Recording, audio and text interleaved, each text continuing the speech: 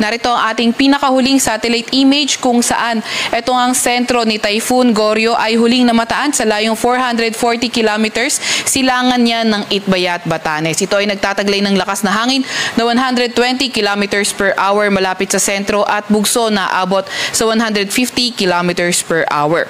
Kumikilos yan sa direksyong Kanluran, Hilagang Kanluran sa bilis na 25 kilometers per hour. At dahil nga dito kay Bagyong Goryo, asahan natin ang rains with gusty winds sa lugar ng Batanes.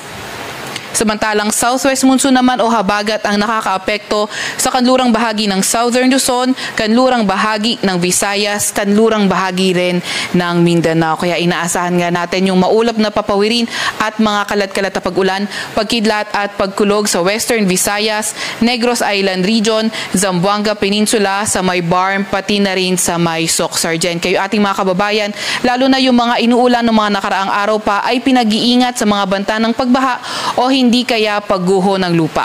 Para naman sa lagay ng panahon sa Metro Manila at nalalabing bahagi ng ating bansa, asahan naman natin ang bahagyang maulap hanggang sa maulap na papawirin at may mga tsansa ng mga localized thunderstorms. Nakikita nga natin na mas active yung mga thunderstorm activity sa Bicol Region, sa Metro Manila, sa may Calabar Zone at kanlurang bahagi ng Northern at Central Luzon. Kayo ating mga kasamahan sa Regional Services Division patuloy na maglalabas ng mga thunderstorm advisory, rainfall advisory o hindi kaya heavy rainfall warning kung kinakailangan. Maliban nga kay Bagyong Goryo, wala na tayong ibang namomonitor na low pressure area or bagyo sa loob ng ating Philippine Area of Responsibility. At narito naman ang latest track nitong si Bagyong Goryo. Nakikita nga natin na posibleng maglandfall ito sa may eastern coast ng southern Taiwan tomorrow morning or afternoon. Posible ngang lumakas pa ito bago maglandfall sa Taiwan. Gayunpaman ay after ng kanyang landfall ay posible na nga itong humina hanggang sa isa na lamang siyang remnant low pagdating ng August 15, which is Friday.